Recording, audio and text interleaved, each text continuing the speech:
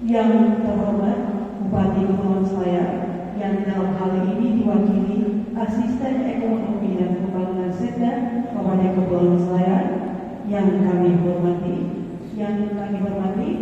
Dandim 1415 Kepulauan Selayar yang kami hormati, Ketua Pengadilan Negeri Selayar yang kami hormati, para kepala perangkat daerah yang kami hormati, para pimpinan instansi vertikal, BUMN dan BUMD yang kami hormati, Ketua dan Wakil Ketua Basnas Kabupaten Kepulauan Selayar yang kami hormati, para kepala bagian Setda Kabupaten Kepulauan Selayar yang kami hormati, para tokoh agama, tokoh masyarakat dan para ketua organisasi keagamaan yang kami hormati dan bersama-sama kita hormati Bapak Kiai Haji Muhammad Sogi MZ yang pada saat ini telah hadir di tengah-tengah kita, serta para hadirin dan hadirat yang berbahagia. Hadirin yang dirahmati Allah Subhanahu wa Ta'ala, marilah kita awali pembukaan acara Safari dan Wakaf Al-Quran oleh inisiatif Zakat Indonesia dengan bersama-sama membaca lafaz Bismillahirrahmanirrahim. Pembacaan ayat suci Al-Quran oleh Qori'ah Nur Ihmayah di SU dengan dihormati silakan.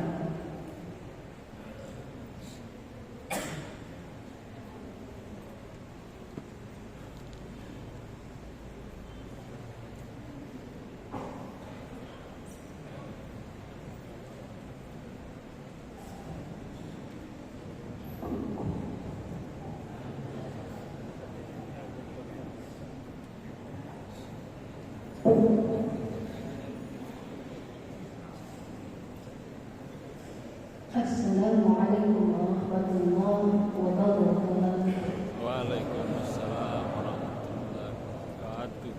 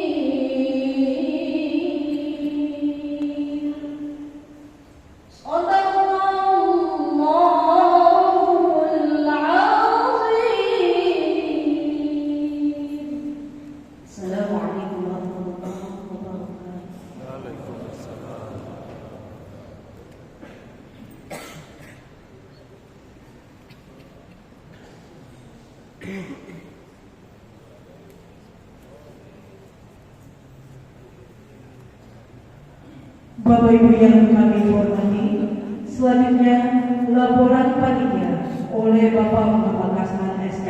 Dengan hormat disilakan.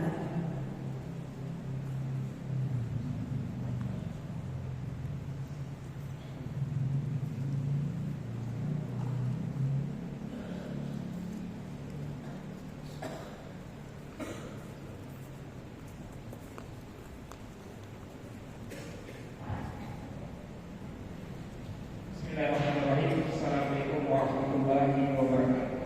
Waalaikumsalam. Hormat Bapak Bupati Kabupaten Surabaya, dalam hal ini diwakili oleh Bapak Asisten 1 Bidang Pemerintahan yang kami hormati para asisten setda, para staf ahli bupati, yang kami hormati para kepala organisasi perangkat daerah, yang kami hormati para kepala instansi vertikal, ketua dan wakil ketua Basnas, yang kami hormati para pimpinan BUMD, BUMN, yang kami hormati para kepala bagian setda, yang kami hormati Camat Benteng, Lurah Kecamatan Benteng, dan tokoh agama, tokoh masyarakat yang menyempatkan hadir di kesempatan hari ini. Bismillahirrahmanirrahim. Alhamdulillah, nahmaduhu wa nasta'inuhu wa nastaghfiruh, wa na'udzu billahi min shururi anfusina wa min sayyi'ati a'malina, may yahdihillahu fala mudilla lahu wa may yudlil fala hadiya lahu. Asyhadu an la ilaha illallah wa asyhadu anna Muhammadan abduhu wa rasuluh. Alhamdulillah rabbil alamin. Pada malam hari ini kita dapat berkumpul di kegiatan roadshow safari dakwah Haji Muhammad Syafruddin bekerja sama dengan lembaga Basnas IZI dan kami di Kabupaten Kepulauan Selayar kerjasama dengan LSI Assalam Manado bersama dengan Pemda Kabupaten Kepulauan Selayar. Adapun dalam rangkaian kegiatan ini adalah untuk program nasional yang dilaksanakan oleh IZI Pusat, di mana IZI Pusat mendatangkan daerah-daerah untuk kemudian melaksanakan safari dakwah. Selanjutnya di dalam program tersebut juga diagendakan dengan penggalangan dana untuk mendukung program-program yang lainnya, seperti dengan sebar Quran di daerah pelosok, mencetak hafiz dan dai. Kemudian kami ucapkan banyak terima kasih kepada Bapak Bupati Kabupaten Kepulauan Selayar yang telah mendukung hingga sehingga pada malam hari ini kita dapat melaksanakan kegiatan kita pada malam hari ini.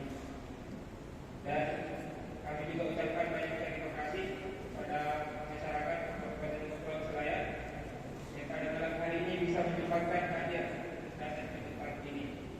Alhamdulillah, luar biasa perjalanan dari Pak Kiai sampai ke tempat ini.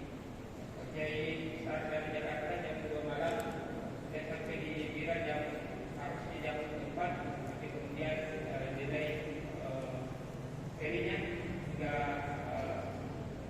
sampai ke jam 4 baru berangkat.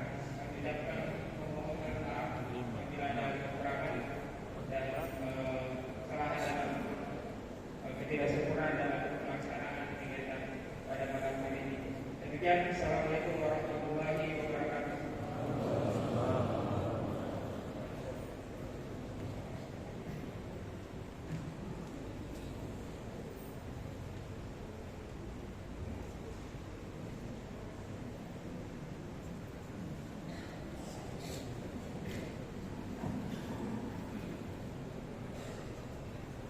Bapak Ibu yang kami hormati, selanjutnya sambutan Bupati Kepulauan Selayar yang akan disampaikan oleh Asisten Ekonomi dan Pembangunan Sekda Kabupaten Kepulauan Selayar kepada Bapak Insinyur Haji Arfan Arif dengan hormat disilakan.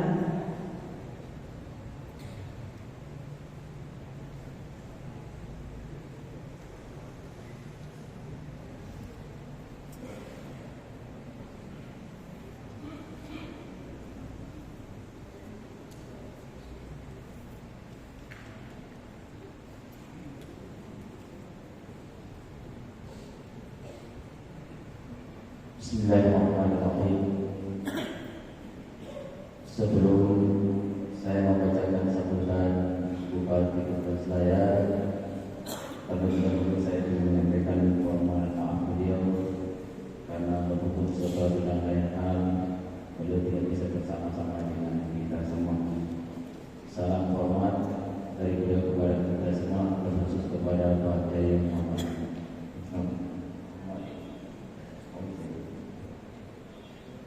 Assalamualaikum warahmatullahi wabarakatuh.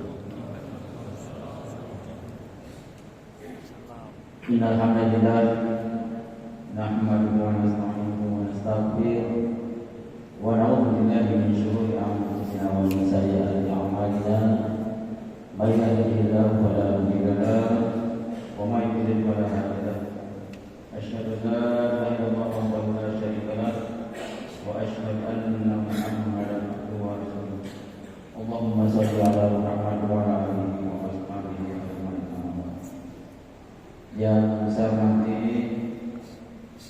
Dandim 1415 Kepulauan Selayar, yang saya hormati Ketua Pengadilan Negeri Kabupaten Kepulauan Selayar, yang saya hormati para kepala perangkat daerah yang sempat hadir, para kepala dinas vertikal yang sempat hadir, para kepala bagian grup sekretaris daerah Kabupaten Kepulauan Selayar, dan terkhusus Pak Kiai Haji Muhammad Sofi MC bersama rombongan, selamat datang di Kabupaten Kepulauan Selayar, serta segenap hadirin dan hadirat yang sama saya hormati.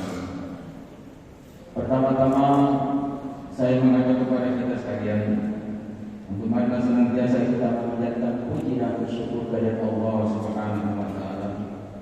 Karena atas izin-Nya jualan kita bisa hadir bersama pada malam hari ini dalam acara roadshow Safari Dakwah Kampung Quran Juara Kabupaten Kepulauan Selayar yang dengan mendatangkan Ustaz Kiai Haji Muhammad Sofi di Kabupaten Kepulauan Selayar.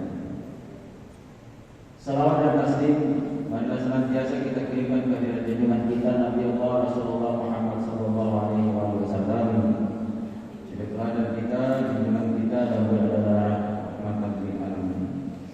Hadirin yang berbahagia, izinkan saya menyampaikan atas nama pemerintah Kabupaten Kepulauan Selayar menyampaikan apresiasi yang setinggi-tingginya dan menyambut baik kegiatan roadshow Safari Dakwah Kampung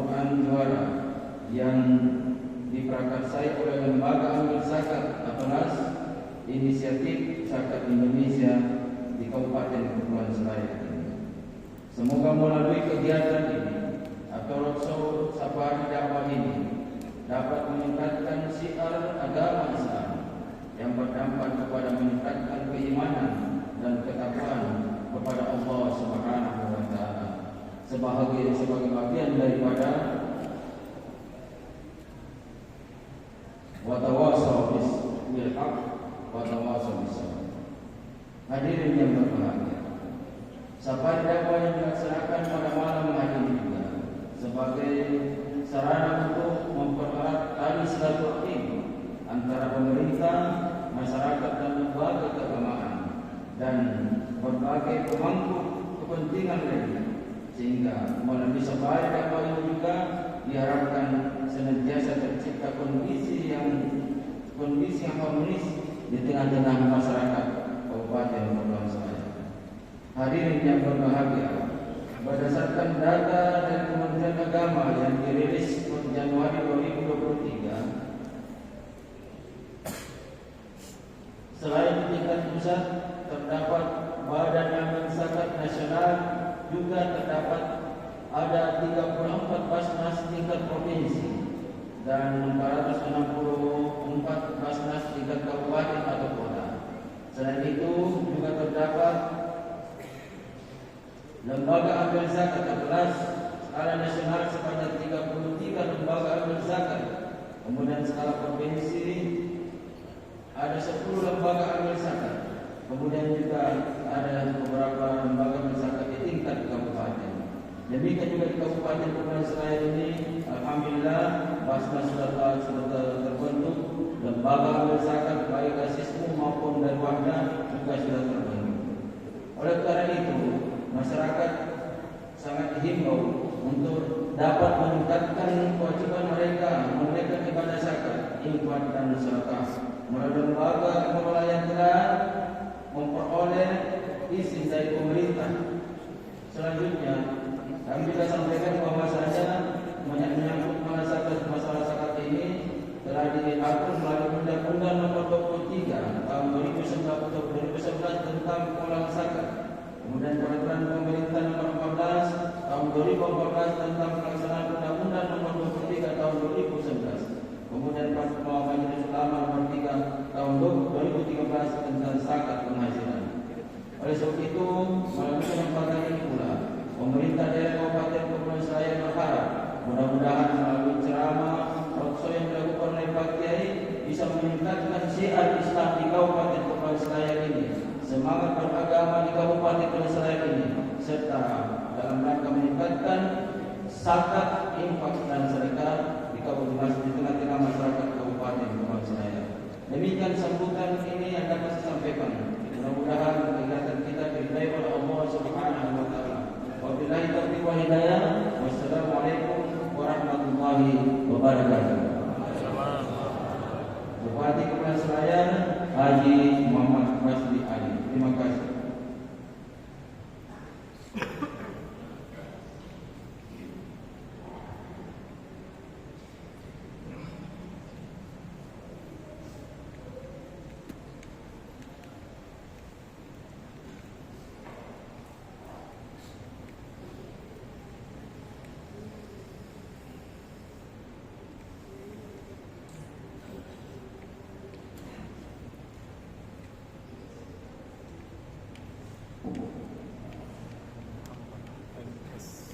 Bapak Ibu yang kami hormati, selanjutnya safari dakwah yang akan diisi oleh Kiai Haji Muhammad Syauqi MZ dengan hormat disilakan.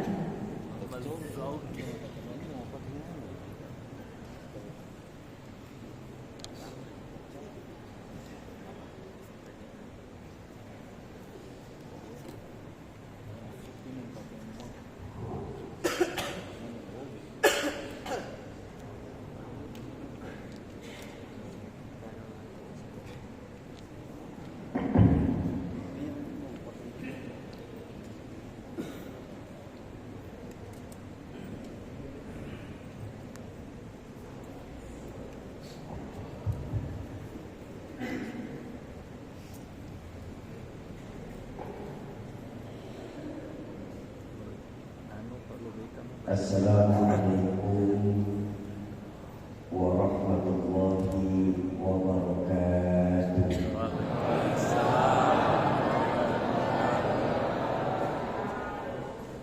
Alhamdulillahilladzi ma anzala 'alaina al-Qur'ana litashqa illa tadhkiratan liman yakhsha. Wassalatu wassalamu ala sayyidina Muhammadin alladzi kanat hasanatuhu la tuhsa wa ala alihi wa ashabihi ahlus sidqi wat tuqa amma ba'd. Qala Allah ta'ala fil Qur'anil Karim wa huwa asdaqul qailin. A'udzu billahi minasy syaithanir rajim. Bismillahirrahmanirrahim. In uridu illa al-islaha mastata'tu wa ma taufiqi illa billah alaihi tawakkaltu wa ilaihi unib. Wa qala Rasulullah sallallahu alaihi wasallam, Iqra'ul Qur'an fa innahu ya'ti yawmal qiyamah syafi'an li ashabihi. Shadaqallahul azim wa shadaqa rasulul karim. Yang saya muliakan para alim ulama, para asatiz dan ustazat, segenap pimpinan pondok-pondok pesantren khususnya di Kabupaten Selayar, MUI Kabupaten Selayar, Ketua Masjid Al-Umarain dan Asisten 2 Ekbab Sekda Kabupaten Selayar, Buya Insinyur Haji Arfan Arif, Izi Pusat Al-Mukarram Ustaz Rizwan, Siqaf Peduli Indonesia Al-Mukarram Ustaz Gulam. Semoga Allah tetapkan iman dan Islamnya dalam rangka menjaga semangat agama khususnya di Selayar tercinta kita ini. Amin ya rabbal alamin. Yang saya hormati para tokoh-tokoh masyarakat, tokoh-tokoh kepemudaan, segenap aparatur pemerintah baik sipil, TNI dan polisi, wabil khusus Bapak Bupati Selayar yang diwakilkan asisten 1 dan 2, Bapak Dandim 1415 Selayar, Letnan Kolonel Infanteri Nanang Agung Wibowo, Ketua Pengadilan Negeri Selayar Bapak Nur Kausar Hasan SHMK, segenap kepala OPD dan instansi vertikal pemerintah Kabupaten Selayar, pimpinan BUMN dan BUMD Kabupaten Selayar, Basnas Kabupaten Selayar, para tomasi, toga dan para ketua organisasi keagamaan Kabupaten Selayar, bapak-bapak dan ibu-ibu jamaah ma'asyiral muslimin dan muslimat, para calon penghuni surganya Allah yang dicintai Allah Subhanahu wa taala. Alhamdulillah kita masih bisa bertemu di tahun baru Hijriah 1445. Kedatangan kami pada malam hari ini di Masjid Al-Umarain ini mempunyai satu misi bersama Izi dan Siqaf Peduli Indonesia. Apa? Menghidupkan kembali Al-Quran di tengah-tengah masyarakat Islamnya. Karena memang sangat kita rasakan banyak sekali dari kita umat Islam saat ini yang hanya menjadikan Al-Quran tidak lebih sebatas mahar pernikahan saja. Kita tengok sekarang kalau ada saudara-saudara kita nikah, subhanallah, saat ijab kabul fasih, saya terima nikah dan kawinnya fulan binti fulan dengan mahar seperangkat alat salat ditambah Quran dibayar tunai.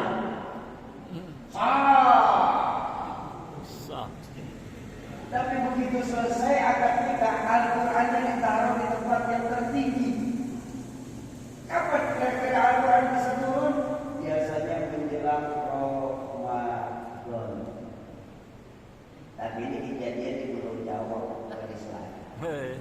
Kalau di Selayar sih di bahasa saya Allah sama.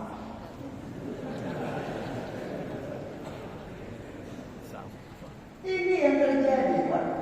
Padahal Al-Quran itu merupakan manual book untuk kita umat Islam. Apapun pekerjaan kita, apapun yang kita cari, insya Allah akan ada dalam Al-Quran ini. Makanya saya punya guru Al-Mukarram Kiai Syarif Ahmad. Beliau itu salah seorang pengajar di PTN di Jakarta, perguruan tinggi ilmu Quran. Dan beliau juga seorang murid dari Pondok Pesantren Tahfidzul Quran Ummul Qura di Jakarta. Santri dan mahasiswa-mahasiswi beliau para penghafal Al-Quran sudah tersebar di Indonesia ini. Alhamdulillah. Nah, satu hari saya punya guru ini bikin semacam penelitian tentang kehidupan Al-Quran di negara yang mayoritas penduduknya adalah beragama Islam. Hasil yang dapat dari penelitiannya dari para santri-santri dan mahasiswa-mahasiswa Quran beliau, hasil yang beliau dapat dari 100% penduduk Islam di Indonesia ini ternyata tidak lebih dari 52% saja penduduk Islam di Indonesia yang bisa membaca Al-Quran. Artinya apa? Masih lebih dari 40% saudara-saudara kita di luar Selayar sana, baik mereka membaca Al-Quran terpatah-patah atau mengalami buta huruf hijaiyah. Dan ini tanggung jawab kita semua sebagai umat Islam untuk menolong sesama saudara Muslim. Bukankah baginda Nabi mengajarkan al-Muslim akhul Muslim? Muslim satu dengan Muslim lain adalah bersaudara. Diikat dari mana? Diikat dari akidah. Ayo kita lihat. Kita mengarah ke arah yang sama, menyembah Allah Tuhan yang sama, mengikuti manasik Nabi yang sama, melakukan gerakan yang sama, bahkan bacaannya pun sama. Itulah saudara kita. Dari manapun kita berasal, dimanapun kita berada, selama akidahnya sama, itulah saudara kita. 40% itu bukan sesuatu yang sedikit. Kalau penduduk Indonesia saja sudah melebihi angka 240 juta jiwa, angka 200 juta jiwa, 40%-nya masih 80 juta jiwa, 80.000 juta jiwa. Penduduk Islam kita yang mengalami buta huruf hijaiyah. Dan itu tanggung jawab kita. Makanya program visi ini untuk menebarkan Al-Quran dan memperbanyak kembali para penghafal Al-Quran. Nah, dari 52% yang hanya sebatas bisa membaca Al-Quran ini, saya punya guru berkata tersisa dari 52% hanya 30% saja penduduk Islam di Indonesia ini yang mampu membaca Al-Quran secara tartil. Memang arti tartil apa? Tartil kalau dalam sisi bahasa memang artinya perlahan-lahan. Tapi kalau tartil dalam ulumul Quran tepat tajwid fasih makhrijul huruf. Ada orang tanya sama saya, Oke, yang penting kita umat Islam sudah bisa membaca Quran saja sudah syukur, Syuki. Tidak perlulah tartil-tartil. Ini kita orang pekerja semua, Syuki. Jadi ngapain? Yang penting bisa baca Quran saja. Salah, Pak. Sungguh ada dua alasan kenapa kita umat Islam wajib membaca Al-Quran secara tartil. Setelah bisa membaca Quran, tingkatkan bacaan Quran kita secara tartil. Ada dua alasan. Pertama, perintah membaca Al-Quran secara tartil ini langsung dari Allah Subhanahu wa Ta'ala. Ketika dalam Al-Quran Allah menegaskan warattilil Qur'ana tartila. Baca Al-Quran secara tartil, baik tepat tajwid maupun fasih makhrajul huruf. Itu yang pertama, langsung dari Allah, bukan dari MUI, bukan dari ulama-ulama kita di Selayar, tapi langsung dari Allah Subhanahu wa Ta'ala. Yang pertama. Yang kedua, kenapa kita harus membaca Al-Quran secara tartil? Yang kedua alasannya diambil dari sisi bahasa. Seperti yang kita paham di Selayar ini, bahwa bahasa yang tertulis dalam Al-Quran 90% lebih merupakan bahasa Arab. Betul apa betul? Betul apa betul? Nah, ini bahayanya bahasa Arab. Bahasa Arab itu lain dengan bahasa-bahasa negara lain. Dalam bahasa Arab, salah pengucapan bisa mengakibatkan salah pengertian. Ini bahaya bahasa. Contoh saja contoh. Nama saya yang diberikan orang tua saya, Rahmatul Akbar izin MZ, adalah Syauqi. Terdiri dari huruf shin, waw, of, dan ya. Kalau orang tepat mengucapkan nama saya, maka nama saya mengandung unsur doa kerinduan. Nama itu kan bagian dari doa. Tapi ketika dari ibu MC kita memanggil saya dengan nama Sauti menggunakan sin, sudah beda artinya. Apa jadinya? Pasar. Jauh panggang dari api kan? Pasar. Atau mohon maaf Bu ya, mohon maaf. Ketika tadi ketua BKN memanggil saya dengan nama Syauqi, benar shin, tapi belakangnya kaf. Itu sudah beda arti lagi. Apa jadinya? Buri. Satu pengucapan, tapi karena lain pelafazan bisa menyebabkan lain arti. Tuhan. Atau yang biasa kita sering kena di sini, terutama orang tua. Ini maaf. Ketika bersyahadah, kalau habis sholat itu kan biasanya imam ngajak bersyahadah ya. Betul ya? Bapak Ibu, kalimat asyhadu dengan asadu ataupun asyhadu itu jauh berbeda. Kalau asyhadu ini tepat, saya bersaksi asyhadu. Tapi kalau asadu jadinya singal. Ataupun ketika kita membaca asyhadu tidak ada hak di tengahnya, maka jadinya lebih berat. Tanyalah kita saat sholat kita dengerin berapa banyak di antara kita yang membaca syahadah ini asyhadu alla ilaha illallah. Asyhadu.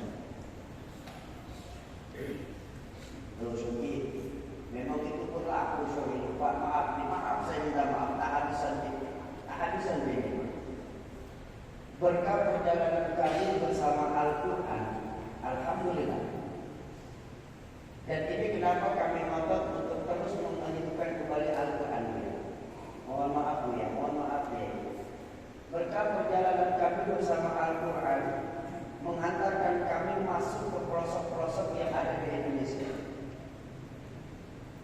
Banyak yang berkata bahwa Selayar ini paling ujung. Subhanallah. Kami pernah masuk provinsi Aceh sampai ke Pulau Aceh, masih 2 jam dari Sabah. Itu naik perahu speed. Saya masuk muter-muter di Kalimantan Barat, mulai dari Pontianak sampai ke Ketapangulu. Sudah pengunjung mau ke Malaysia. Saya masuk lagi di Kalimantan Timur, mulai dari Samarinda sampai ke Muara Ancalok, sudah perbatasan sama Kalimantan Selatan. Kami masuk lagi ke Papua, mulai sampai ke Manokwari. Berkat perjalanan saya, kami bersama Al-Quran kami temukan satu kenyataan pahit. Apa? Ternyata masih banyak imam-imam sholat di musola dan masjid salah dalam membaca Fatihah. Ini kan sedih, Pak. Kalau makmum yang salah tidak ada masalah. Tapi kalau imam salah, satu masjid atau surah gugur sholat berjamaah. Kenapa? Karena Fatihah merupakan rukun sholat. Rukun nggak boleh ada kesalahan di dalam. Ini bahaya. Karena kita tidak mampu membaca Al-Quran secara benar. Yang saya sering temukan paling sedikit ada 3 kesalahan. Imam-imam sholat salah dalam membaca Fatihah.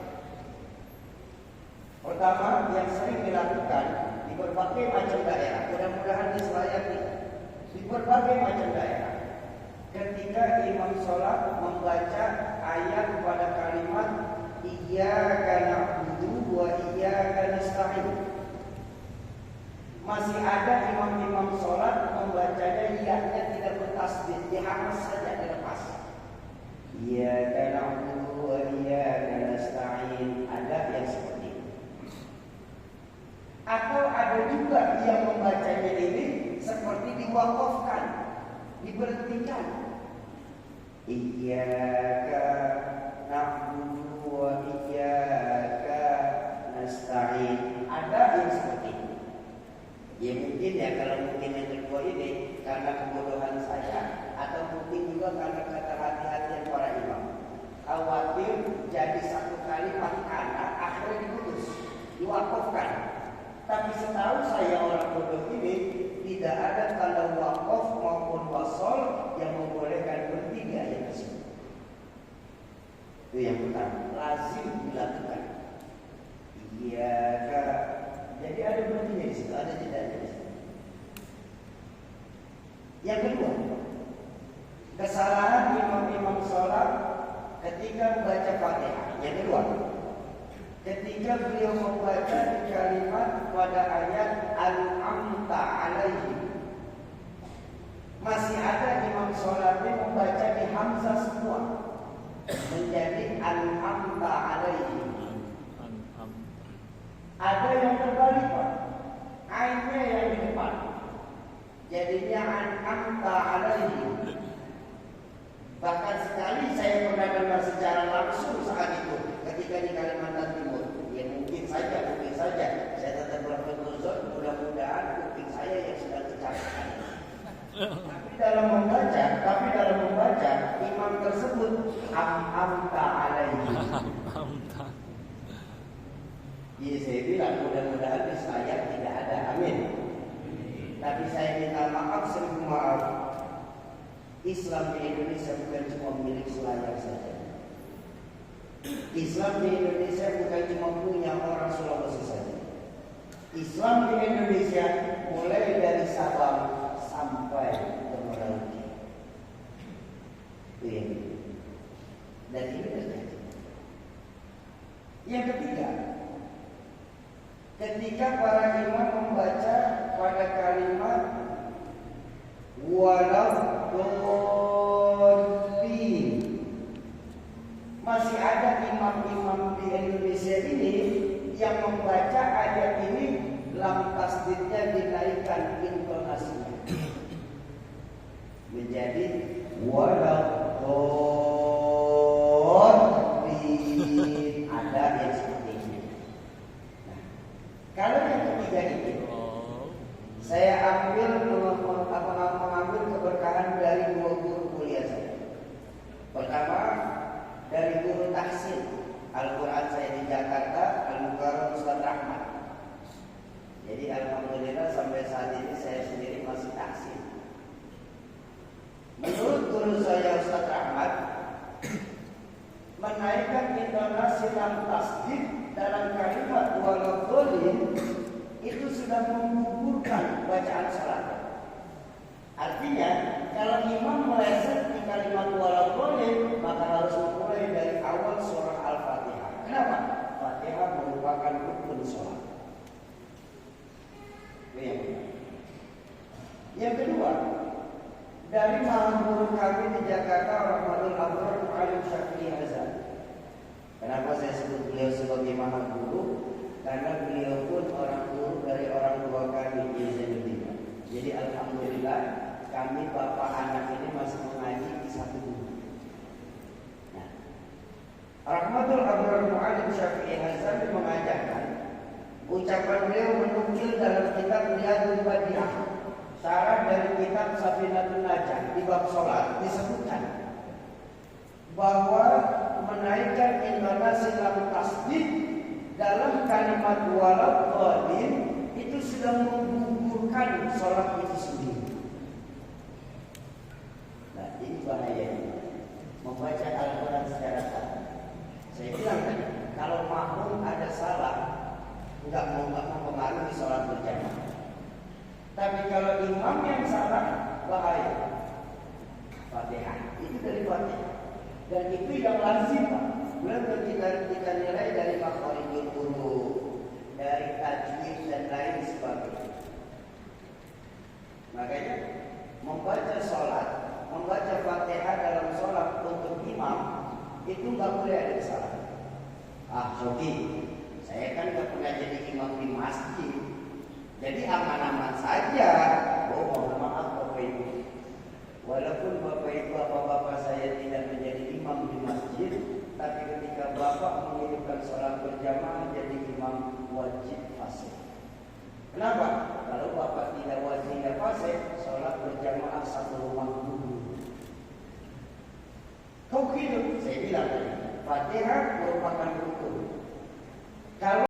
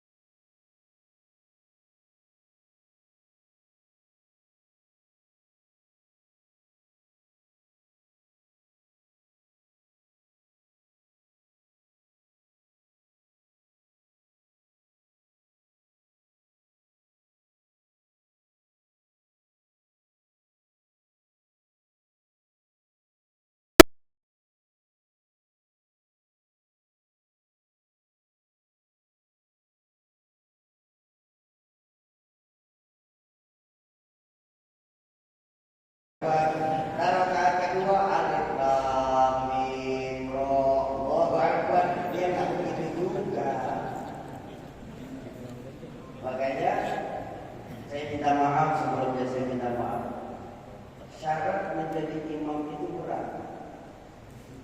Ini masih banyak masjid dan mushola di Indonesia, Pak. Mengangkat imam itu cuma berdasarkan koneksi. Benar-benar itu, Pak. Karena kenal. Ini bahaya. Ini sangat bahaya. Sebab syarat memilih imam dalam fikih itu ada 4. Syarat mutlak memilih imam. Mau tahu atau tidak? Mau tahu atau tidak? Pertama, syarat mutlak memilih imam itu pertama, a'lamuhu. Yang paling alim angkat beliau jadi imam. Itu syarat mutlak pertama. Yang paling alim yang kita angkat, bukan yang paling tua. Kenapa? Tua kalau kelamaan kena matahari kering juga kayak gitu. Tidak bisa. Jadi syarat pertama yang paling alim angkat beliau jadi imam. Alim dari apa Syafi'i? 2. Alim dari sisi bacaan, tajwid dan makhrajul huruf. Lalu yang kedua alim dalam sisi hafalan. Seorang imam yang baik, walaupun beliau tidak hafal 30 juz, paling tidak hafal juz 30. Iya benar ini Pak. Karena nggak mungkin juga seorang imam bacaan yang sendirinya Al-Ikhlas terus. Ya walaupun boleh dalam Quran baca satu surah Al-Ikhlas umpama, tapi nggak boleh seorang imam rawatib cuma baca Al-Ikhlas. Subuh Al-Ikhlas, maghrib Al-Ikhlas, isya Al-Ikhlas lagi. Nanti kalau ada orang nanya siapa Imam Al-Haramain, Ustaz Al-Ikhlas. Nggak enak juga disebut. Makanya a'lamuhum syarat pertama. Hafalan. Kalau tidak hafal juz 30 juz, cukup juz 30. Itu yang pertama. Jadi apa Pak? Di tempat kami ini yang alim ada 2 orang Syauki. Yang mana yang paling saya pilih Syauki? Nah, kalau di kampung kita, di desa kita, di dusun kita, ada 2 orang alimnya sama, ambil syarat yang kedua. Apa? Afsahuhu. Yang paling fasih lidahnya, angkat beliau jadi imam. Itu syarat kedua. Kenapa? Mengikuti tertib dari baginda Nabi, tidak sah sholatnya apabila makmum fasih berimam kepada imam yang tidak fasih. Artinya makmum yang fasih wajib munfarid atau mufaraqah, memisahkan. Walaupun tidak harus membatalkan sholat, tapi paling tidak bacaannya baca sendiri. Imam tidak fasih, makmum fasih, maka makmum wajib munfarid. Imam fasih, makmum tidak fasih, nggak ada urusan soal makmum. Betul? Tidak ada urusan. Iya. Imam fasih, makmum fasih, cakep sholat berjamaah. Imam tidak fasih, makmum tidak fasih, sah sholatnya. Sah. Karena nggak ada apa-apa lagi di sini. Imam cadel, makmum cadel. Jadinya kampung cadel sudah susah dibenerin dari sini. Maka sah sholat. Itu yang kedua ya. Dasar makmum fasih berimam kepada imam yang tidak fasih. Syauki, apa lagi? Alhamdulillah Syauki, di desa kami ini 2 orang ini alimnya sama, fasihnya sama. Yang mana yang harus saya pilih dari 2 orang ini Syauki? Alhamdulillah, kalau memang ada 2 orang di satu tempat, alimnya sama, fasihnya sama, tunjuk yang jadi imam syarat ketiga. Apa? Man aktsar sinan. Yang lebih tua umurnya, angkat beliau jadi imam. Baru senioritas yang dikedepankan. Jadi senioritas bukan nomor 1, nomor 3 Pak. Kenapa? Dengan pemikiran para imam-imam fikih, kalau imam umurnya lebih tua, lebih bijaksana dalam memimpin sholat. Kenapa? Karena dalam memimpin sholat, ini kan makmum tidak sama kekuatannya. Baginda Nabi mengingatkan, "Idza amma ahadukum nasa fal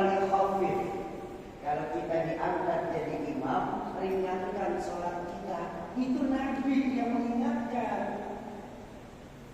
Gak mentang-mentang saya hafal Quran. Sholat isya berjamaah rakaat pertama menghatamkan Al-Imran. Dia makmum gak ada pilihan, wajib ikut. Cuma dalam hati menggerutu, Pak. Cukup saya sekali di Al-Imran ini, gak lagi. Kenapa? Imam dan tidak bijaksana. Makanya kebijaksanaan itu didapat dari matangnya usia. Itu syarat ketiga. Akbar sinan, yang lebih tua angkat dia ini. Oke, ini di tempat kami ada juga di desa kami. 2 orang ini, alimnya sama, fasenya sama, umurnya sama. Yang mana yang harus saya pilih Syekh? Guru saya mengajarkan kalau memang bertemu kasus 2 orang, alimnya sama, fasenya sama, umurnya sama, ambil yang keempat dalam ini. Apa? Man awwalu ma hijratan. Yang lebih duluan pindah ke kampus itu, angkat beliau jadi imam. Apa? Kembalinya kebijaksanaan, Pak. Supaya Pak tidak lagi melanggar tata cara kebiasaan ibadah yang dilakukan oleh orang kampung tersebut, Pak. Jadi kan kebijaksanaan. Karena mohon maaf. Kami di Jakarta itu banyak masjid yang mengubah bacaan 30 juz. Mengubah bacaan 30 juz. Ketika tidak ditemukan di satu kampung, akhirnya mencari dari kampung lain. Diangkat jadi imam di masjid tersebut. Ternyata amalnya berbeda dari amalia yang dijalankan guru dan orang tua terdahulu. Maka bisa mengakibatkan tata cara ibadahnya berubah 100%. Kenapa? Mengikuti imam. Yang biasanya habis sholat zikir sudah berhenti sekarang zikir. Masjid sepi, kayak orang marahan kalau habis sholat. Main diam-diaman, tidak ada lagi kita kira sama agama. Yang tadinya biasa bikin maulid, berhenti bikin maulid. Kenapa? Pengurusnya orang kampung lain. Ini loh, menimbulkan kebijaksanaan dalam menjadi imam. Bahkan saya punya guru mengajarkan, betapapun. Jadi dalam mazhab Imam Syafi'i, orang kampung sendiri disebut Ahlul Qaryah. Ahlul Qaryah, orang kampung sendiri. Bahkan kata guru saya, betapapun yang pendatang ini hafal 30 juz, tapi orang Benteng ini cuma 1 juz, lebih dahulukan orang Benteng jadi imam daripada pendatang. Sekali lagi, supaya tidak bijak kalau harus merubah tata cara ibadah yang diajarkan oleh guru dan orang tua kita lebih dahulu di sini. Jadi, apalagi Pak? Ini di tempat saya 2 orang ini alimnya sama, fasih sama, umurnya sama, pindahnya bareng. Yang mana saya harus pilih Syekh kalau ketemu seperti ini? Saya bilang bapaknya nanya bercanda. Ini serius ya. Saya nanggapnya juga agak-agak bercanda. Kalau memang ada di satu kampung 2 orang, alim sama, fase sama, umur sama, pindah bareng, ambil syarat yang kelima. Tapi ini ilmu saya aja deh. Apa? Yang istrinya lebih banyak. Kenapa? Seringan diomelin istri, sabarnya banyakkan jadi ngambilannya ke situ aja Pak. Ada di kitab, ada di kitab. Sama-sama istrinya 1. Dia lagi manaan 2 orang semuanya sama. Bapak-bapak dan ibu-ibu jamaah ma'asyiral muslimin dan muslimat, para calon penghuni surganya Allah yang dicintai Allah Subhanahu wa taala. 30% penduduk Islam di Indonesia yang bisa mampu membaca Al-Quran, bisa membaca Al-Quran secara arti tepat, fasih, makhrajul. Apa selesai? Belum. Kata guru saya Kiai Syarif Rahmat,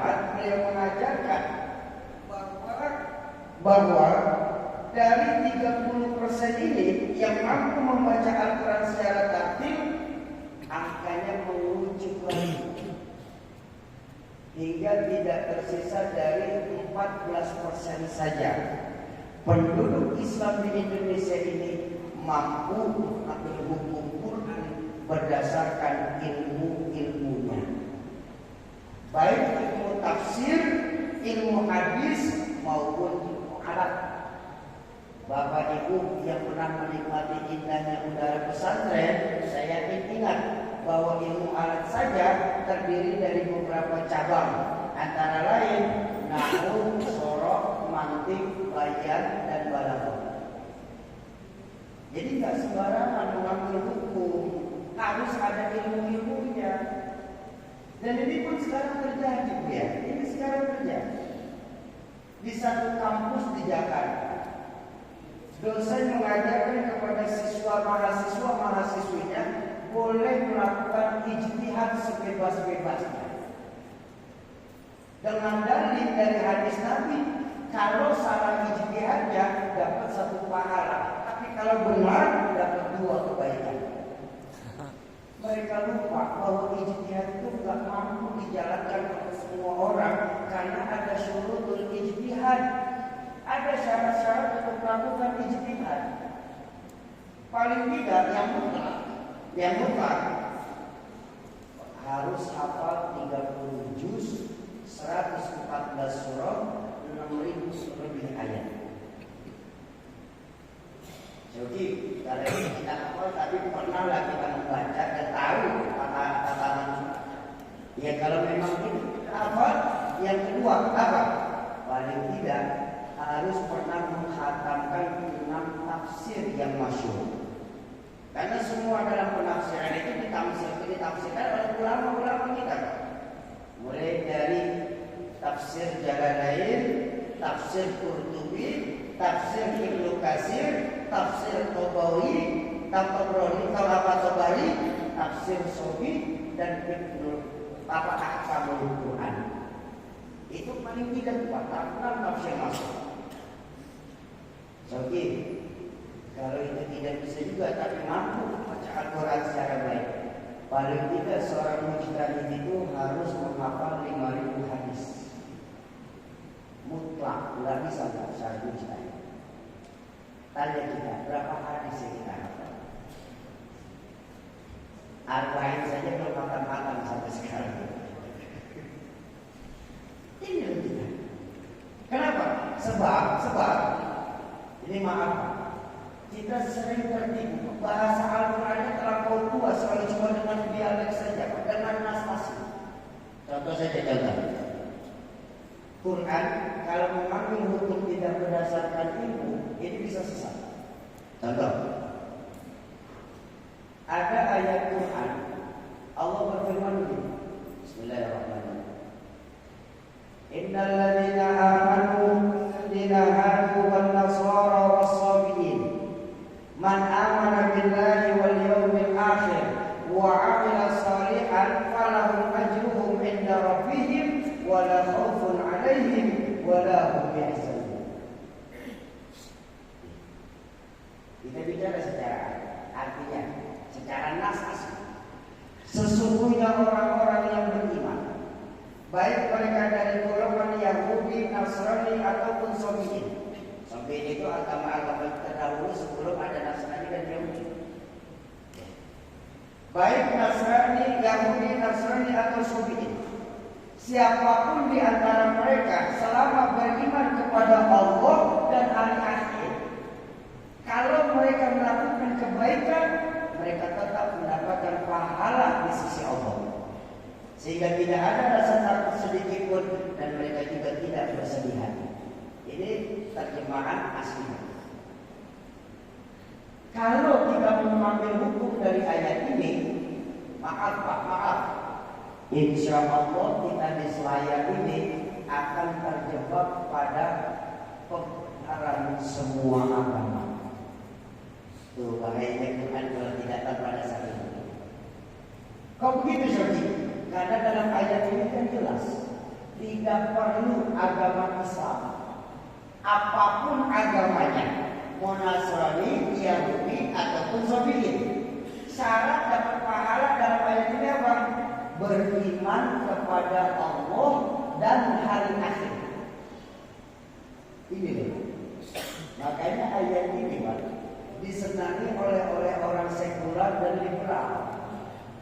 Mereka yang berani berkata bahwa semua agama baik, semua agama benar, tetapi lupa mengambil hukum dari ayat. Apa hukumnya? Nasab mansukh dulu dan kita ambil yang paling rendah. Hukum yang menggantikan hukum ayat sebelumnya. Kenapa memang seperti itu? Karena ayat ini innal ladzina amanu ini ayat yang menceritakan kepada baginda Nabi kondisi sebelum baginda Nabi ada di dunia ini. Umat-umat Nabi terdahulu namanya agama samawat. Persamaan pengajaran cuma satu. Islam itu agama samawat. Apa? Percaya kepada Allah dan hari akhir. Nabi Adam diturunkan ke dunia membawa agama Allah, percaya kepada Allah. Diteruskan ke Nabi Syed alaihi salam, sama misalnya percaya kepada Allah sampai Nabi Ibrahim alaihi salam. Jadi kan risalah Nabi terdahulu sudah selesai ketika ada Nabi baru. Nabi Adam meninggal dunia. Selama belum ada pengganti Nabi Adam, agamanya Nabi Adam berjalan. Tapi ketika tumbuh Nabi Syed alaihi salam, anaknya Nabi Adam sendiri, maka agama Nabi Adam yang dibawa Nabi Adam terputus dibarukan lagi oleh agama Nabi Syed. Nah begitu Pak. Ketika Nabi Ibrahim wafat, tidak ada pengganti Nabi, lalu tumbuhlah Nabi Isa alaihi salam. Betul? Tapi sayang sebelum Nabi Isa sempurna pengajaran Nasraninya, Nabi Isa diceritakan dalam Quran diangkat oleh Allah. Maka setelah Nabi Isa diangkat sama Allah, ada masa fatrah, masa kekosongan. Saat itu tidak ada Nabi. Jadi ajaran Nasrani saat itu terputus Pak. Makanya Islam mengambil ajaran dari Nabi Ibrahim alaihissalam. Ahli kitab yang berlaku sampai turunlah baginda Nabi, lahir baginda Nabi ke dunia. Sampai pada wahyu yang terakhir yang diberikan kepada baginda Nabi dalam Al-Quran. Ini penegasan pemutusan agama terdahulu. Apa? Al-yawma akmaltu lakum dinakum wa atmamtu alaikum ni'mati wa raditu lakumul Islam madinah. Ini menegaskan pemutusan agama selain Islam. Itu bahayanya mengambil hukum Quran tanpa logika. Panji bilang, Alhamdulillah, sedih kita Pak.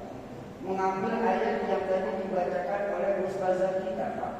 Wafsahu wafsahillah, berlapang-lapangan, maka sholat akhirnya jadi lapang-lapang. Inna lillahi wa inna ilaihi raji'un. Kenapa? Mengambil cuma berdasarkan nas asli. Ini sering terjadi Pak. Nih satu contoh. Ini terjadi dulu di tahun 90. Ketika musim kampanye tahun 90, partai saat itu cuma 3. Masih ingat kan? P3, Golkar, dan PDIP saat itu. Ini dua partai kalau ingin menyerang satu partai pakai ayat Quran. Apa ayatnya? Wala taqrabu hadhihi syajarah. Jangan coba-coba kau dekati pohon itu. Innalillahi wa inna ilaihi raji'un. Quran dijadikan alat politik Pak. Padahal yang dimaksud Quran itu pohon politik, gak ada urusan sama pohon beringin. Ini loh ketika otak kita dangkal, kita bisa sesat, bahkan bisa menyesatkan. Kenapa? Bahasa Quran dan hadis itu bahasa yang sangat luas sehingga membutuhkan ilmu-ilmu Pak. Membutuhkan ilmu-ilmu, nggak bisa sembarangan.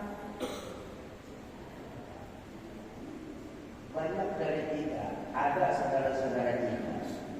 Mereka sekarang sudah tidak lagi memerlukan fikih. Kenapa? Karena fikih itu terlalu banyak perbedaan. Sudah tidak kembalikan kepada Quran dan hadis. Saya bilang, kita tidak hafal Quran. Kita nggak pernah belajar tafsir. Kita juga nggak hafal lima hadis.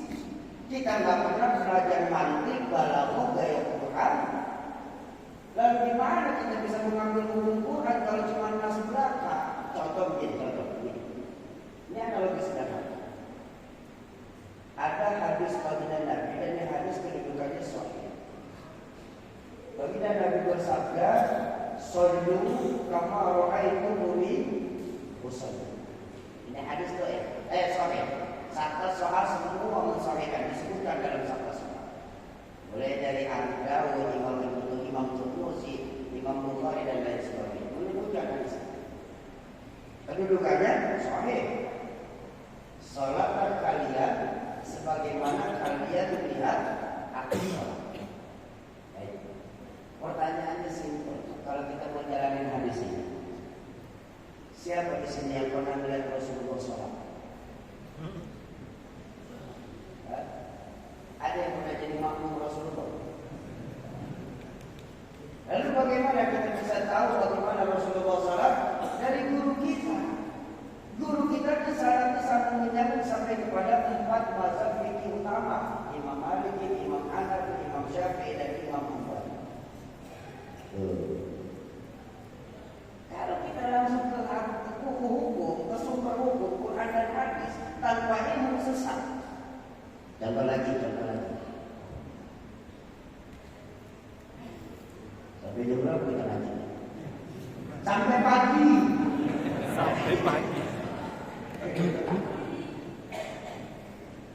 Contoh lagi. Setiap menghidupkan sholat berjamaah, baginda Rasul itu sering menoleh ke belakang, lalu dia berkata, lurus dan rapatkan shaf sholat. Fa inna taswiyata sufuf min tamamis sholat. Karena lurus dan rapat shaf sholat bagian dari kesempurnaan sholat itu sendiri. Betul? Pertanyaannya, apakah dalam hadis ini Rasulullah mengajarkan bagaimana cara meluruskan shaf dan merapatkan barisan? Ada atau tidak? Cara melurus dan merapatkan barisan ada? Tidak ada. Lalu di mana kita bisa tahu bagaimana cara meluruskan shaf dan merapatkan barisan salat? Dari fikih yang merujuk kepada ulama-ulama kita yang hafal puluhan ribu hadis, jadi mengkompar dengan hadis-hadis lain. Makanya dalam fikih cara meluruskan shaf itu bukan dari ujung kaki depan, tapi dari tumit. Kenapa? Kalau kita berpatokan pada ujung kaki depan, nggak akan pernah sama. Karena kaki memanjang ke depan. Kalau tumit nggak akan panjang, Pak. Ada di sini tumit yang panjang? Nggak ada. Ini loh bijaksananya. Makanya ketika meluruskan shaf sholat, berpatokan pada tumit. Tumitnya lurus semua, insya Allah shaf sholat pasti lurus. Yang anak kecil kan, yang orang dewasa kan, kalau berpatokan pada tumit pasti lurus. Lalu cara merapatkan shaf sholatnya bagaimana, Syafiq? Apakah harus berdesak-desakan biar apa? Ya nggak begitu juga. Mungkin kalau di Haramain, dua tanah suci, Mekah dan Madinah, memang harus rapat-rapat karena semuanya pengen mendahulukan di shaf pertama. Maka Bapak Ibu yang pernah mendapat kesempatan umroh atau haji, lihat di sana.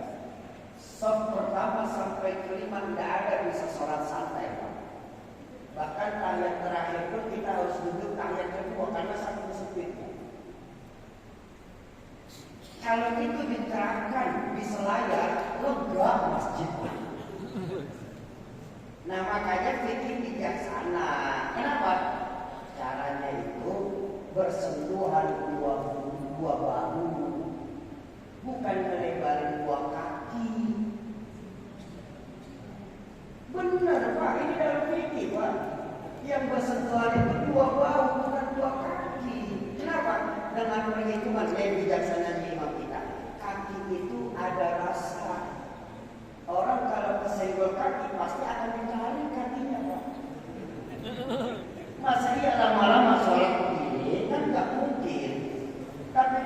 bersenggolan bahu, orang nggak ada yang protes.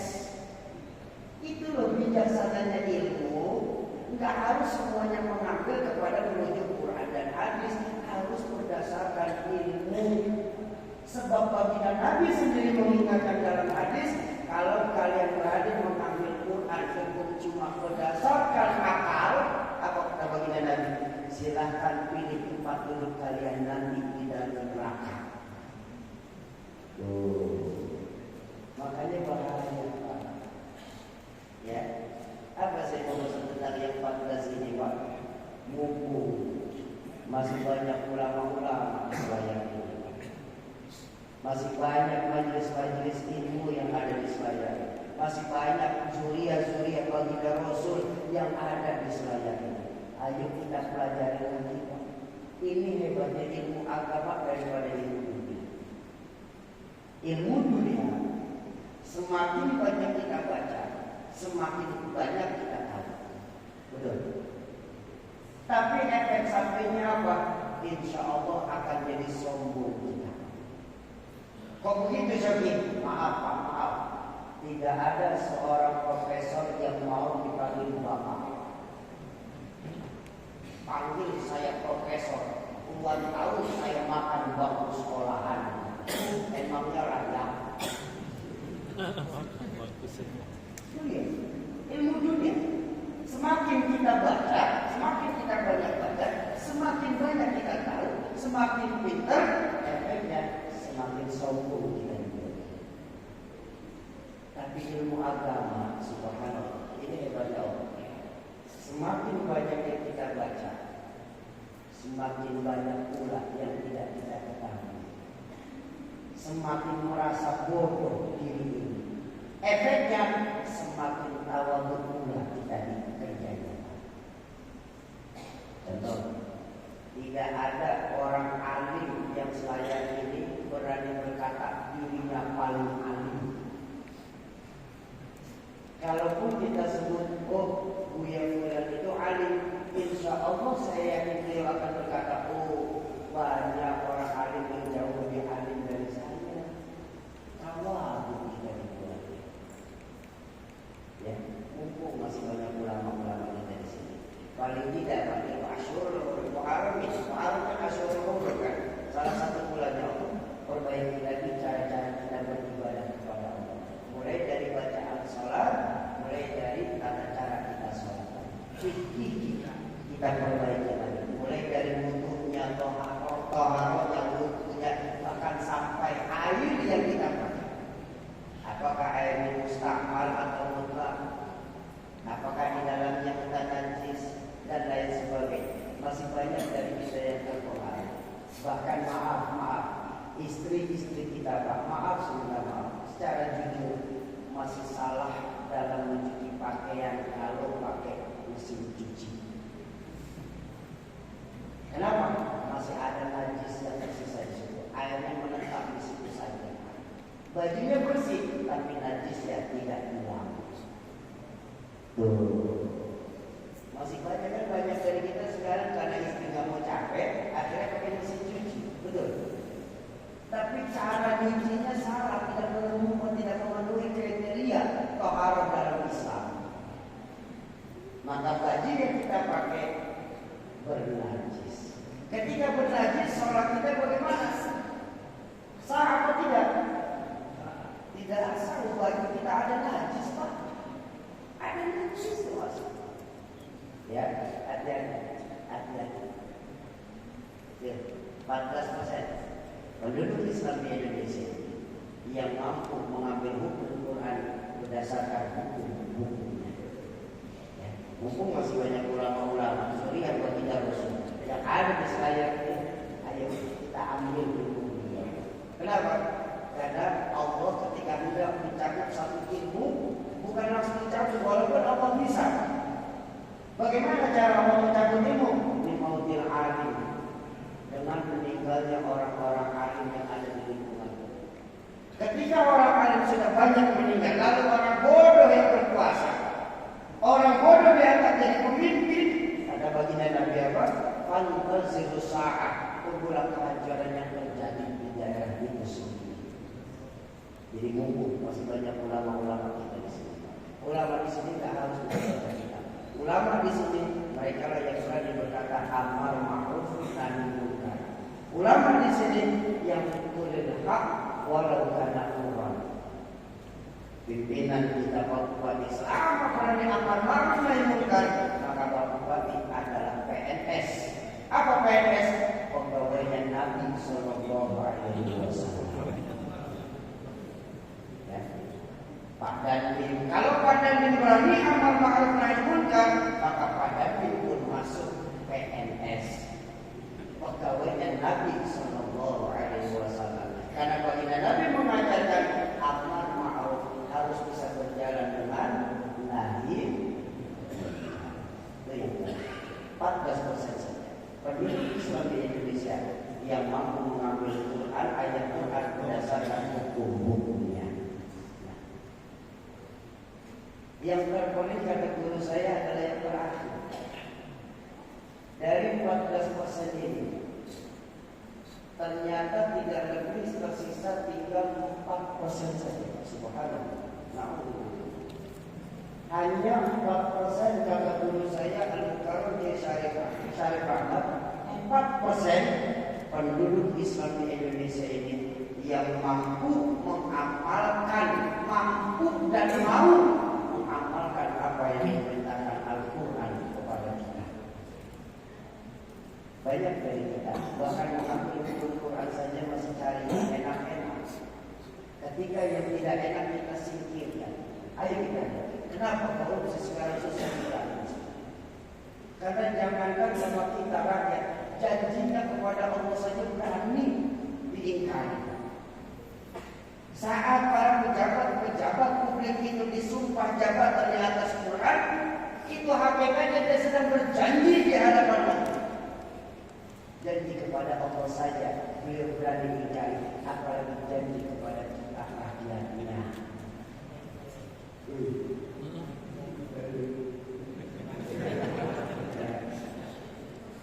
Ayo, mudah-mudahan nanti 2024 tanpa ada perpecahan di Indonesia ini, kita dikatakan pemimpin yang takut kepada Allah dan sayang kepada kita. Amin. Pemimpin-pemimpin yang benar-benar mampu menjalankan Al-Quran secara insya Allah. Makanya lihat sekarang, karena kita memilah dan memilih ayat dalam kehidupan kita, Pak. Dulu Bapak istilah orang tua saya apa? Orang tua saya itu mempunyai istilah. Banyak dari kita sekarang yang bisa membaca Al-Quran dengan suara merdu dapat piala. Tapi ketika mengamalkan Al-Quran secara utuh justru dipenjara. Ini yang terjadi seperti ini. Makanya malam hari ini kami datang ke Selayar ini dengan ikhlas karena Allah. Bismillah. Kami ingin mengajak Bapak Ibu untuk menjadi investor dunia dan akhirat. Caranya bagaimana, Sobi?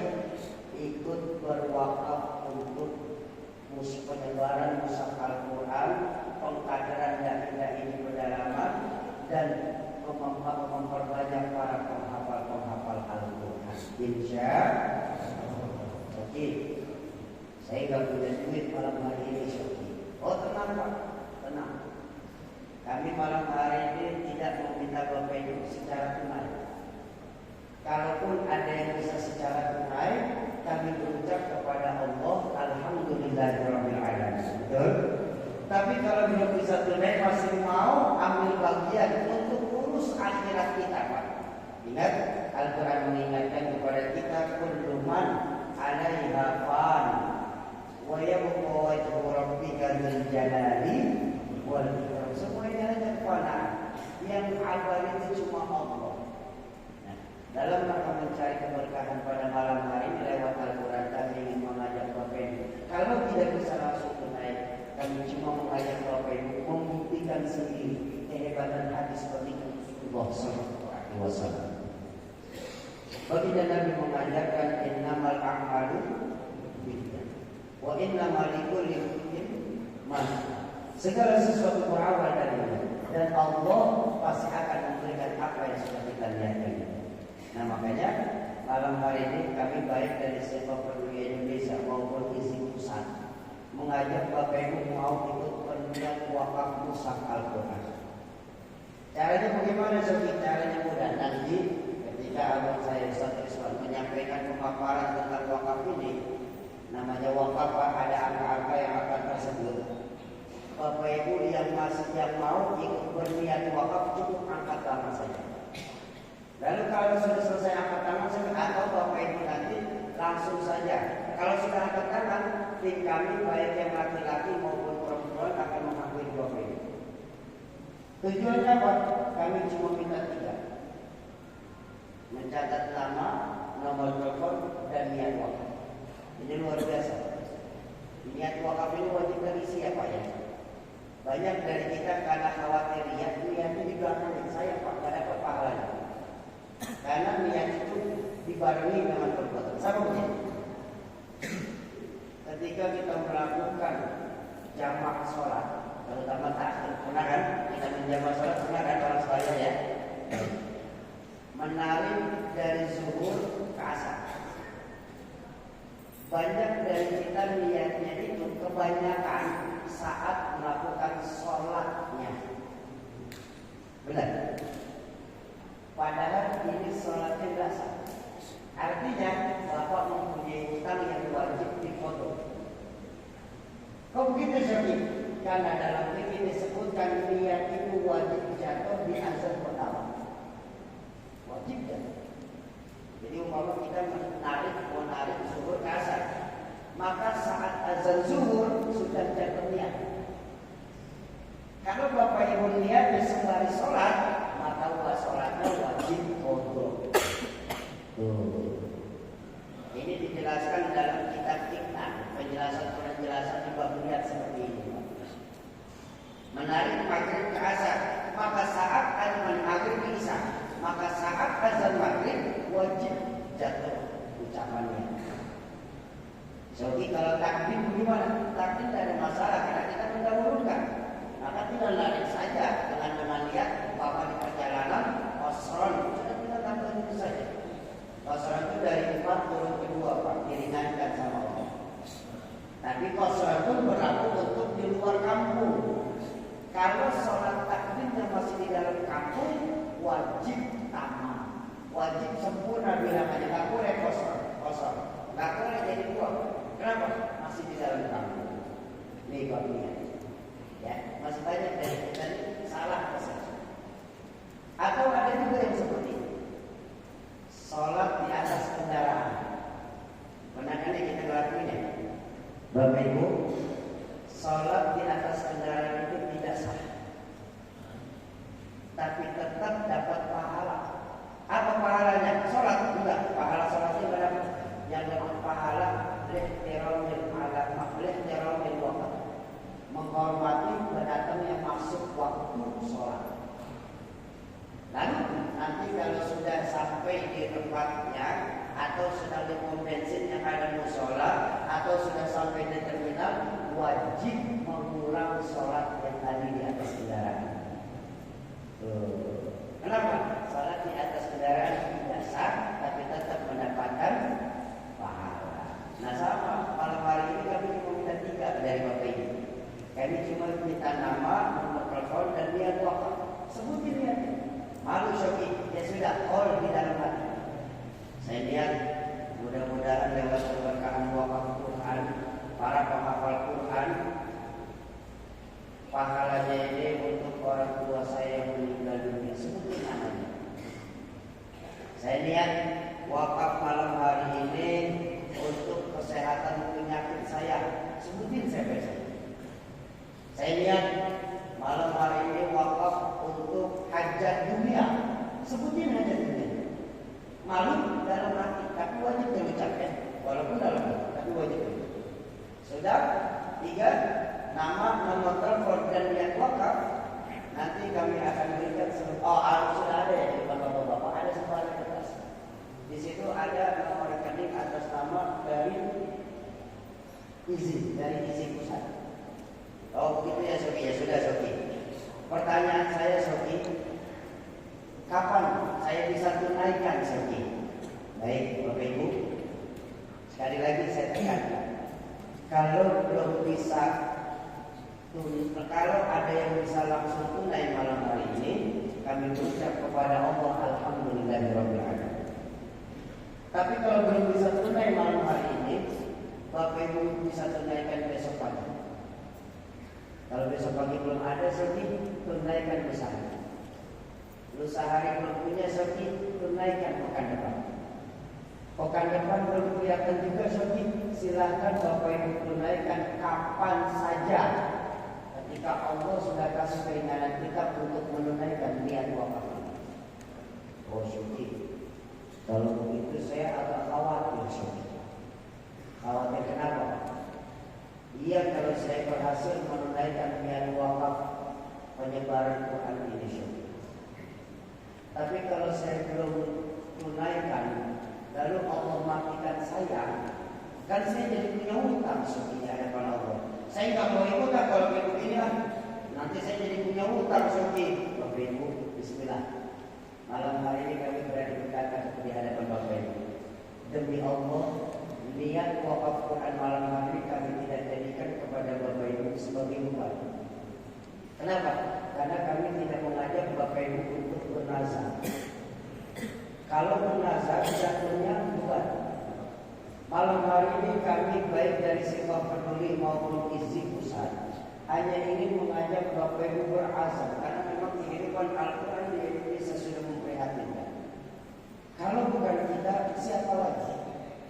Kalau bukan sekarang, kapan lagi kita bisa mengambil investasi-investasi ini? Memang keuntungannya apa sih? Apapun yang dilakukan oleh para penghafal Quran, oleh para dai, Bapak Ibu kebagian pahala. Para dai dan penghafal Quran mengajarkan agama, Bapak Ibu kebagian pahala. Mereka nikah mengajarkan agama dalam rumah tangga, Bapak Ibu kebagian pahala. Mereka sholat berjamaah, Bapak Ibu kebagian pahala. Mereka menghafal Al-Quran, Bapak Ibu kebagian pahala. Tanpa berkurang sedikit. Loh, memang bisa seperti itu syukur. Islam agama Allah luar biasa. Baginda Nabi yang menjanjikan apa? Orang yang membantu orang lain dalam melakukan kebaikan, pahalanya sama seperti orang yang melakukan kebaikan itu sendiri. Bapak Ibu sekalian, ayo Bapak Ibu, kita jadikan diri kita malam hari ini sebagai investor Al-Quran di dunia yang fana ini. Sebagaimana pesan Allah dalam Al-Quran surah Muhammad, in tansurullaha yansurukum. Kalau kita tolong agama Allah, maka yakinlah Allah pasti akan menolong kita. Dan ketika Allah yang sudah langsung menolong kita, Pak, jangankan urusan di selayar ini, jangankan urusan yang ada di benteng ini, sampai di yaumil mahsyar nanti kita tetap memerlukan pertolongan Allah Subhanahu wa ta'ala. Ayo Bapak Ibu, jadikan diri kita masing-masing pada malam hari ini sebagai investor-investor akhirat. Bagaimana caranya nanti Ustaz-Ustaz yang akan mengajar? Saya mohon izin istirahat sebentar, istirahat saja, bukannya selesai. Kenapa? Karena ada dua hal. Pertama, program kita adalah program wakaf. Maka nanti di akhir sesi kita akan melakukan akad wakaf.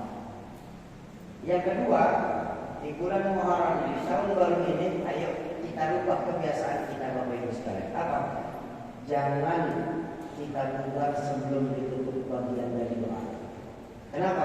Karena keberkahan itu biasanya ada di ujung, bukan di depan. Keberkahan ada di ujung. Makanya sunnah baginda Nabi dalam makan itu apa? Menjilati jari, bukannya jorok, tapi bagian dari sunnah. Kenapa? Dari sisi itulah ada keberkahan dari makanan yang kita makan. Nah, sama. Dan ini membab etika saja. Kalau Bapak Ibu bubar sebelum ditutup pakai doa, sama saja Bapak Ibu itu pakai baju cakep dan bagus, tapi tidak pakai celana. Bagus atasnya, tapi angker begitu ke bawah. Ayo Bapak Ibu, kita jadikan diri kita malam hari ini sebagai sahabat-sahabat Al-Quran. Assalamualaikum warahmatullahi wabarakatuh. Bapak Ibu yang dimuliakan Allah Subhanahu wa taala, alhamdulillah kita telah mendengarkan tausiah dari guru kita Kiai Haji Syauqi MZ.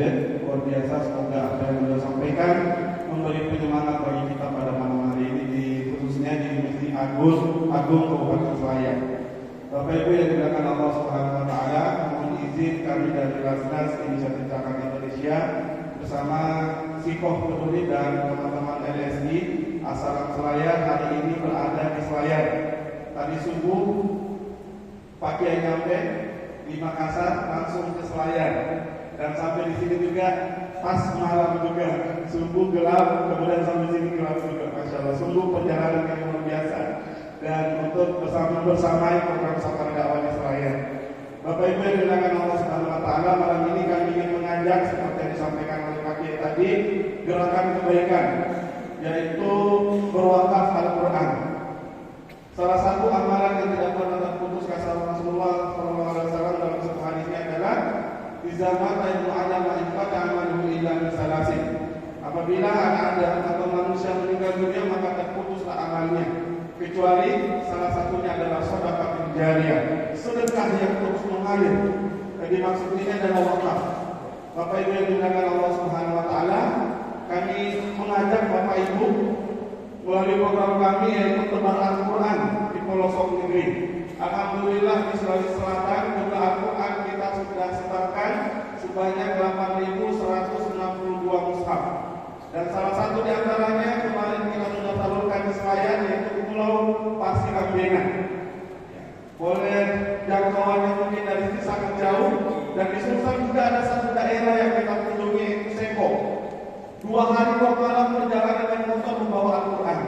Maka hari ini Bapak Ibu di Masjid Tercinta ini kami mengajak Bapak Ibu menjadi bagian dari program wakaf Al-Quran ini. Caranya gimana? Ada brosur yang disebar oleh tim kami. Jika malam ini belum membawa uang tunai atau uang cash atau mau ditransfer, silahkan diniatkan di catat namanya.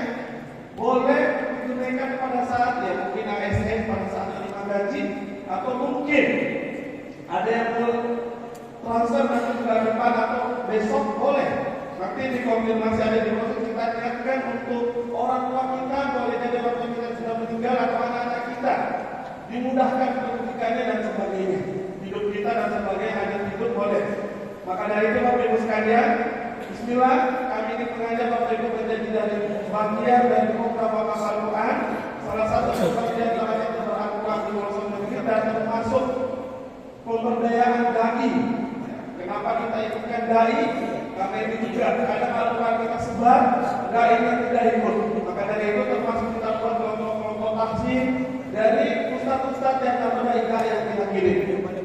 Baik Bapak Ibu, bismillah, kita mulai dari program wakaf kita. Bapak Ibu yang ingin silakan angkat tangan, nanti ada tim yang akan mencatat nama Bapak Ibu. Kita mulai dari angka yang sebentar nanti ketika telah dicatat namanya, insya Allah akan mendapat sertifikat penghargaan sebagai apresiasi dari kami atas kesediaan Bapak Ibu menjadi bagian dari program wakaf Al-Quran. Nanti sebentar ada akad dari Pak Kiai Raja ditutup dengan akad dan doa bersama. Baik Bapak Ibu, bismillah, kita mulai dari angka tertinggi 100 mushaf Al-Quran senilai 20 juta rupiah. Bismillah, Bapak Ibu ada yang bersedia? Jika hari ini malam ini belum ada, silahkan diniatkan dulu. Kalau tidak ada, kita turunkan 50 mushaf Al-Quran senilai 10 juta rupiah. Ada Bapak Ibu? Kalau tidak ada, ya karena waktu ini sudah jam 10, kita turunkan menjadi 25 mushaf Al-Quran senilai 5 juta rupiah. Sekali lagi tidak mesti malam ini. Jika Bapak Ibu belum bisa tunaikan, nanti ada di brosur, boleh diniatkan dulu. Ketika ada rezeki, lusa atau berapa hari ke depan baru ditunaikan.